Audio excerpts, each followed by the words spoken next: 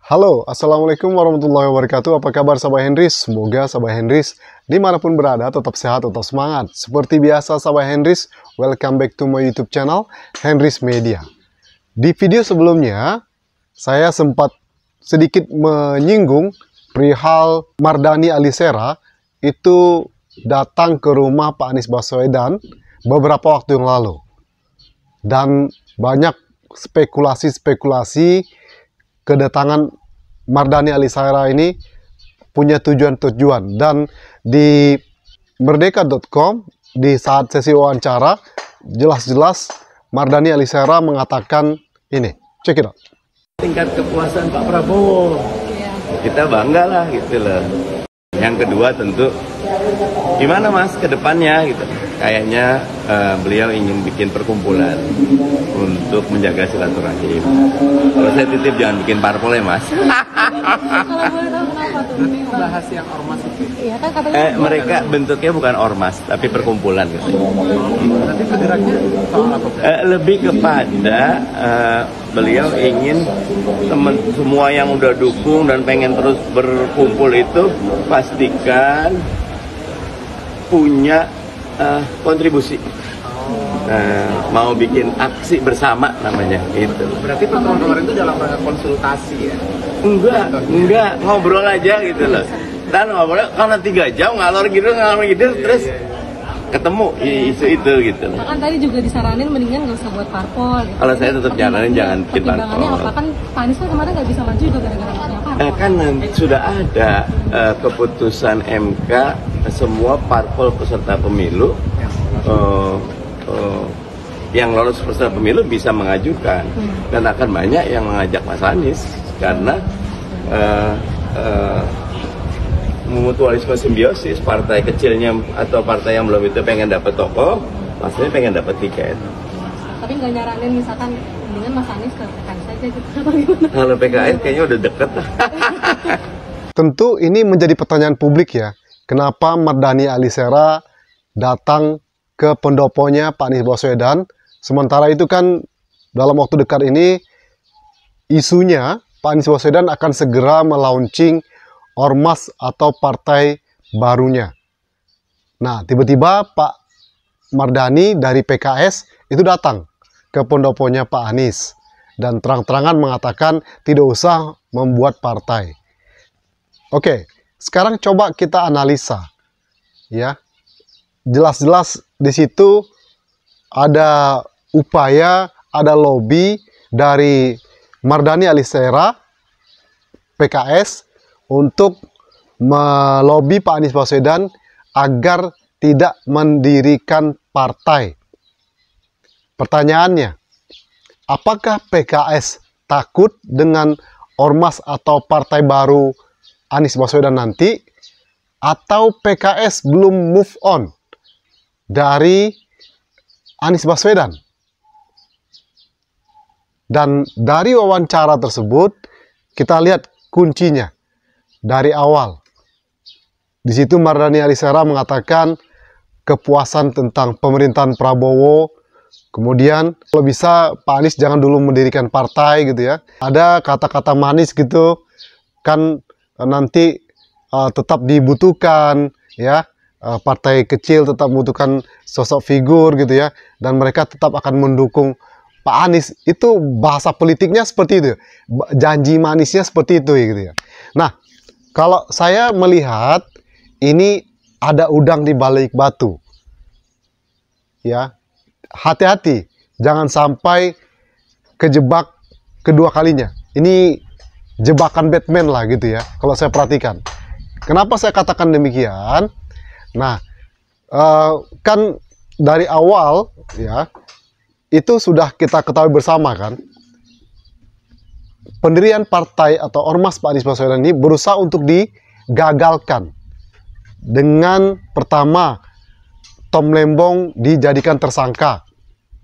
Karena kita ketahui bersama Tom Lembong ini kan sahibnya Pak Anies Baswedan yang kabarnya penyandang dana ormas atau partai barunya Pak Anies Baswedan, tapi dijadikan tersangka. Ya, Partai Perubahan didirikan oleh para pendukung Pak Anies Baswedan. Jelas-jelas di awal Pak Anies Baswedan mengatakan itu bukan atas inisiatif Pak Anies Baswedan. Tiba-tiba didirikan Partai Perubahan. Belum lagi ada polemik yang terjadi di situ. Ada permintaan dana sumbangan, dan masih banyak lagi lainnya. Dan dari awal saya sudah menganalisa kalau ini bukan inisiatif dari Pak Anies Baswedan. Benar saja, setelah Pak Anies Baswedan mengungkapkan ke publik, Partai Perubahan itu pun perlahan mulai tenggelam. Mulai tidak ada terdengar kabarnya. Dan kalau saya melihat, itu sengaja dibuat. Bisa jadi dugaan saya ya, dibuat nanti ujung malah menjadi malah menjadi bumerang untuk Pak Anies Baswedan sendiri. Karena atas nama perubahan, nanti gampang sekali kan buzzer-buzzer nih, atas nama perubahan nih, Pak Anies Baswedan nih, gini. Ini carilah segala macam kejelekan-kejelekannya. Ya nggak Sahabat Anies? Dari awal saya sudah duga itu. Nah, maka dibuatlah seolah-olah ini partai besutannya Pak Anies Baswedan. Nah, lalu sekarang, karena terdapat isu kabar, tidak lama lagi Anies Baswedan akan melaunching ormas atau partai baru yang akan segera diumumkan. Tiba-tiba sohibnya Pak Anies Baswedan, Mardhani Alisera, datang ke pendoponya Anies Baswedan. Ya, silaturahmi sebagai sahabat, oke. Tapi itu kan pasti karena politisi, pasti ada tujuan-tujuan politik, ya nggak, Sahabat Hendis? Nah, kenapa dari awal saya katakan hati-hati jebakan Batman, gitu ya? Ya, karena dengan datangnya PKS, Mardhani Alisera, apalagi dengan terang-terangan mengatakan tidak usah mendirikan partai. Siapakah di balik kedatangan PKS tersebut? Apakah ada keterkaitan dengan Jokowi atau Prabowo? Nah, kalian bisa nilai sendirilah, Sahabat Hendis ya. Jangan sampai ini nanti, kenapa saya katakan jebakan Batman? Ya, karena PKS sekarang kan sudah berkoalisi dengan pemerintah, ya kan? Berkoalisi di Pilgub DKI kemarin, ya. Kemudian jelas-jelas sudah akan mengusung Pak Anies Baswedan dengan Sohibul Iman. Di tengah jalan berhenti karena apalagi ada bocoran dari Tempo waktu itu, ada 3 tawaran kepada PKS. Nah, ya, akhirnya PKS urung mengusung Pak Anies Baswedan. Hati-hati nanti di 2029, ya kan? Jangan sampai kena jebakan Batman, karena tahu sendiri kemarin kan, jangan sampai kena kedua kalinya, ya kan? Saya yakin Pak Anies Baswedan pasti bisa melihat dan menganalisa lah. Dan Pak Anies Baswedan saya yakin akan memutuskan yang terbaik. Banyak masyarakat yang menantikan ormas atau partai baru yang akan dibesut oleh Pak Anies Baswedan. Dan banyak pihak juga yang akan mengikuti Pak Anies Baswedan.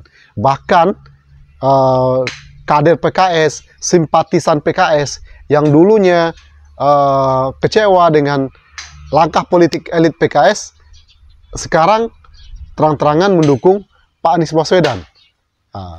Kemungkinan PKS-nya khawatir dengan apa yang terjadi, bisa jadi. Tapi kalau saya melihat dari sudut pandang yang lain, ya ini ada lobby politik. Ya, lobby politik untuk mengajak Pak Anies Baswedan agar tidak jadi mendirikan ormas atau partai politik. Nah, khawatirnya apalagi di situ ada pernyataan dia dengan putusan MK, ya kan? Jadi tanpa ada presidensial threshold, ya semua boleh mencalonkan gitu ya. Nah, termasuk mungkin partai atau ormas Pak Anies Baswedan ini nanti juga punya kesempatan untuk mencalonkan. Benar nggak Sahabat Hendis? Dan memang di tahun 2029 nanti masyarakat membutuhkan sosok figur dan kepercayaan masyarakat kepada elit partai itu sudah mulai menurun. Sedangkan PKS yang bertahun-tahun dipercaya publik, masyarakat udah tidak kepercayaannya dengan terhadap PKS dengan putusan PKS kemarin, ya kan, di Pilgub DKI Jakarta. Nah, bayangkan kalau kemarin PKS tetap, ya, efeknya apa?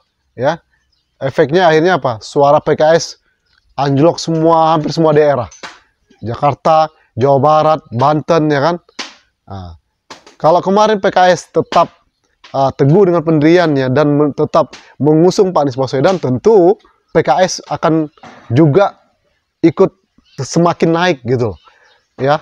Dan akhirnya apa, setelah tidak ini akhirnya PKS turun, benar nggak guys ya? Jadi kalau saya melihat begitu. Jadi mudah-mudahan sekali lagi kita Pak Anies pasti sangat hati-hati sekali ya langkah politiknya gitu ya. Jangan sampai terulang yang kedua kali, karena seperti kata Pak Anies Baswedan, banyak partai yang tersandra ya kan. Nah, pasti bisa ngebaca lah gitu ya langkah-langkah politik yang akan dilakukan untuk mencoba untuk menghalangi, menjegal ormas atau partai baru yang akan dibentuk oleh Pak Anies Baswedan. Nah, itu menurut analisa saya. Mungkin kalian setuju, silakan komen di bawah. Kalau kurang setuju, silakan juga komen di bawah guys ya. Jadi kita mencoba untuk melihat gitu ya ke depan. Jadi mudah-mudahan yuk sama-sama kita jaga ya agar hal-hal seperti ini tetap baik ke depannya. Dan ini apalagi sekarang di 100 hari kerja pemerintahan Prabowo ini, kemarin ada survei dari Litbang Kompas gitu ya, 80 sekian persen masyarakat puas. Benarkah demikian? Dan tadi saya juga bikin polling, apakah Anda puas dengan kinerja 100 hari kinerja Prabowo? Gimana hasilnya gitu ya? Puas, tidak, kurang puas atau tidak puas? Oke, silahkan pilih di polling tersebut ya kan. Nah, karena apa? Karena 100 hari kerja Prabowo ini kan tuai banyak pro kontra ya. Program unggulan makan bergizi gratis yang kemarin begitu banyak terjadi pro kontra dan polemik, belum blunder Prabowo. Dan ini yang terbaru dari bocor halus, yaitu tentang apa namanya, ada isu untuk membungkam suara kampus dengan kampus dan mahasiswa dengan izin tambang, konsesasi, jadi bagi-bagi gitu ya. Mungkin cara bermain politiknya hampir sama dengan era sebelumnya. Dan saya juga bingung pas lagi rame yang kemarin pagar laut Tangerang ini, kenapa kok tidak ada mahasiswa yang angkat suara, mahasiswa yang beraksi gitu ya? Kenapa? Nah, ada apa? Apakah mahasiswa dibungkam suaranya untuk tidak ikut dalam kisruh keramainya pagar laut ini? Dan ini ada kemarin saya lihat di TikTok, scroll TikTok guys ya, ada kasus baru yang lagi akan di-up gitu. Sebenarnya ini kasus lama dan saya sempat mengikutinya. Net ya, Net 89 kalau nggak salah. Yang di situ ada terkait dengan para artis dan selebritis tanah air. Di situ ada nama Atta Halilintar gitu ya. Ada Ustadz Taki Malik juga. Nah, sekarang tahun 2022 ya. 2022, betul. Kemudian sekarang mau di-up lagi. Nah, ada apa? Apakah mau nge-up kasus ini untuk meredam kasus-kasus yang sekarang lagi viral? Nah, itu kan jadi pertanyaan publik ya kan. Jadi kita secara tidak langsung, netizen ya, masyarakat ini udah mulai paham gitu pola, cara-cara menutupi kasusnya.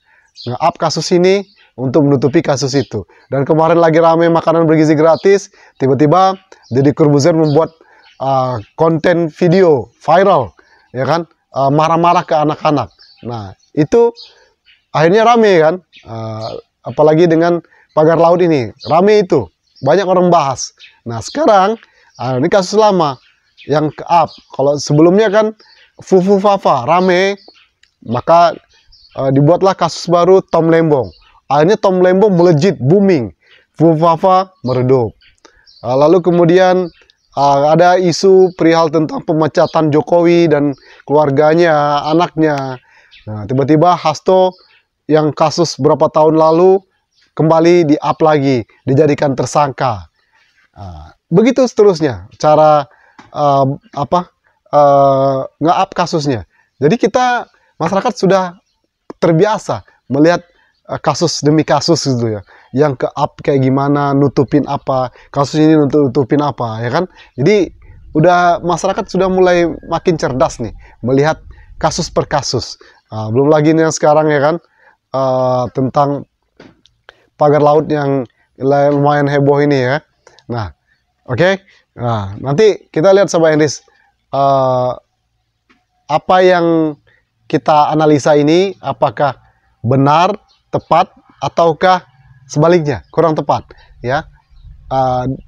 Ada apa di balik pertemuan PKS lewat Mardhani Alisera ke pendopo Anies Baswedan? Apa tujuan motifnya?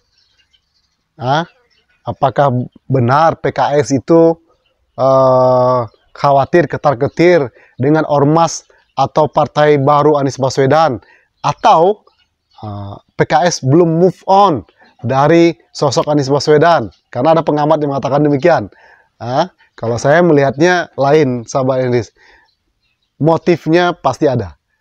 Apakah itu lobby politik untuk berusaha untuk meredam ormas atau partai politik Anies Baswedan? We don't know. Oke, kita tunggu sahabat Hendris. Itu saja mungkin analisa politik terkini dari langkah Anies Baswedan ke depan.